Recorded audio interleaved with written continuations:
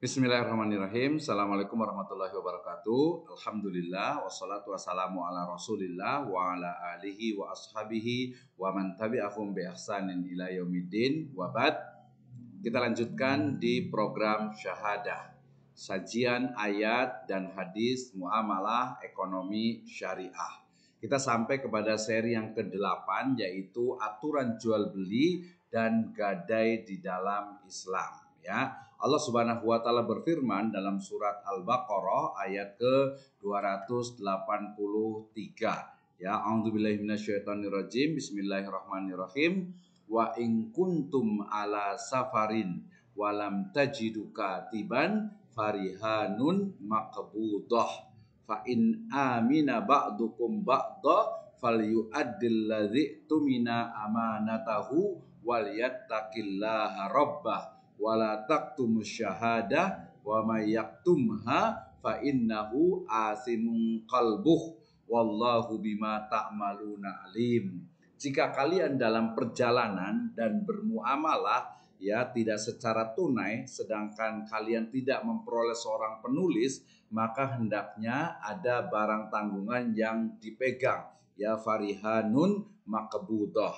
Akan tetapi jika sebagian kamu mempercayai sebagian yang lainnya, maka hendaklah yang dipercaya itu menunaikan amanatnya atau utangnya, dan hendaknya ia bertakwa kepada Allah Subhanahu wa taala, dan janganlah para saksi menyembunyikan persaksian. Dan barang siapa yang menyembunyikannya, wala taktumuha wala taktumus syahada wa may yaktumha, ya, siapa saja yang menyembunyikan persaksiannya, maka fa innahu asimun qalbuh, maka itu adalah dosa yang ada dalam hatinya. Wallahu bima ta'maluna alim. Sungguhnya Allah Subhanahu wa taala Maha mengetahui apa yang kalian kerjakan. Ya, surat Al-Baqarah ayat ke-283, ya.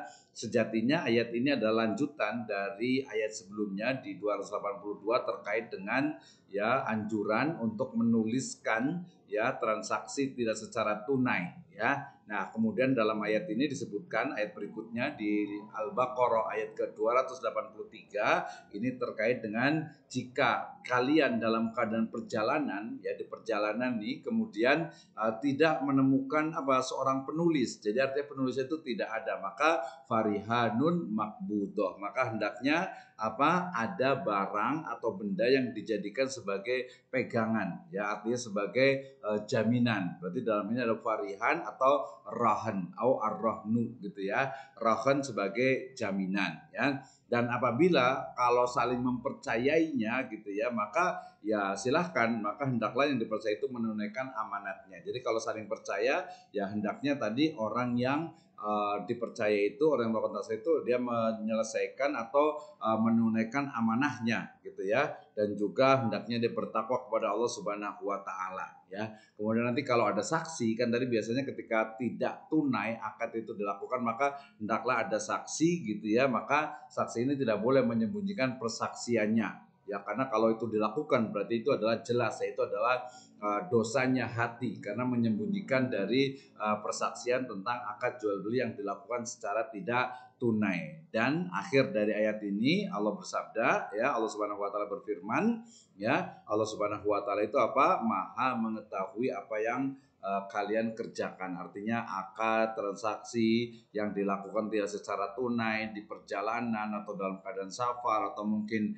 dalam bisnis gitu, ya, bisnis yang di luar negeri dan sebagainya, kemudian tidak adanya penulis, ya, kemudian maka hendaknya, dan itu semuanya tidak perlu adanya persaksian, maka Allah Subhanahu wa taala Maha mengetahui dari apa yang yang kita kerjakan. Nah, kemudian Al-Baqarah 283 ini juga dikuatkan oleh hadis dari Nabi Shallallahu Alaihi Wasallam, ya, riwayat dari Bukhari dan Muslim, anna Nabiyya Shallallahu Alaihi Wasallam astara ta'aman min Yahudi ila ajali warahanahu dir'an min hadid, ya. Allah Subhanahu wa taala, ya, membeli, ya, dari seorang Yahudi itu bahan makanan, ya, dengan cara utang, dan kemudian menggadaikan baju besinya ya. Hadis riwayat Bukhari dan Muslim ini menceritakan tentang bagaimana Nabi Shallallahu Alaihi Wasallam juga bermuamalah ya dengan orang Yahudi ya. Beliau membeli makanan dari orang Yahudi tapi tidak tunai, artinya utang gitu ya. Tetapi agar bisa dipercaya gitu, maka kemudian Rasul Shallallahu Alaihi Wasallam menggadaikan ya baju besinya. Ya, baju besi ini biasanya untuk berperang gitu ya. Nah, kemudian itu dijadikan sebagai rahan, sebagai jaminan ya. Nah, jadi hadis ini juga kita memahami tentang ternyata tadi mulai dari kita juga boleh bermuamalah dengan orang Yahudi gitu ya. Kemudian yang kedua bolehnya ya utang ya, itu bolehnya utang ataupun juga membeli dengan cara tidak tunai ya kepada orang lain ya. Kemudian juga bolehnya kita itu untuk menggadaikan ya, menjadikan jaminan barang berharga kita sebagai bukti kesungguhan kita, atau mungkin jaminan ketika mungkin kita tidak mampu untuk membayarnya ya. Kemudian nanti ada riwayat yang lainnya juga bahwa ternyata baju besi ini ya masih digadaikan sampai wafatnya beliau ya Shallallahu Alaihi Wasallam. Nah, berikutnya maka merujuk kepada ayat dan hadis ini terkait dengan rohan, maka beberapa faedah yang kita bisa ambil. Yang pertama adalah syariah adanya penulis dalam akad tidak tunai ya. Sama di ayat sebelumnya Al-Baqarah 282, berarti penulis ya atau menuliskan ya, dan tentu saja di situ ada penulisnya.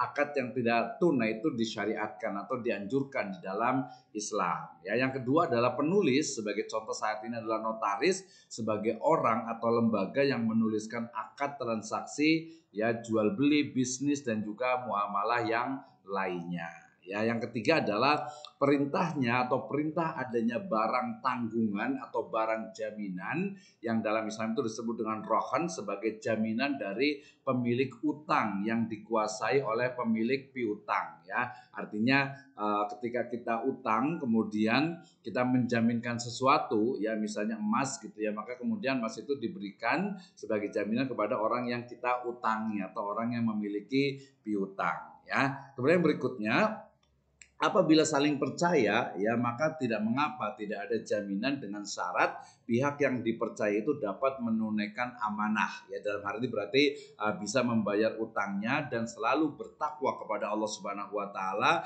dengan melaksanakan membayar utangnya tersebut ya. Nah, ini menjadi hal yang penting tentu saja ya. Yang kelima adalah hendaknya ada saksi ya dalam akad transaksi baik tunai ataupun tidak tunai ya. Nah, nanti lebih-lebih akad yang memang tidak tunai dilakukan, maka itu lebih dianjurkan sekali untuk adanya saksi gitu ya.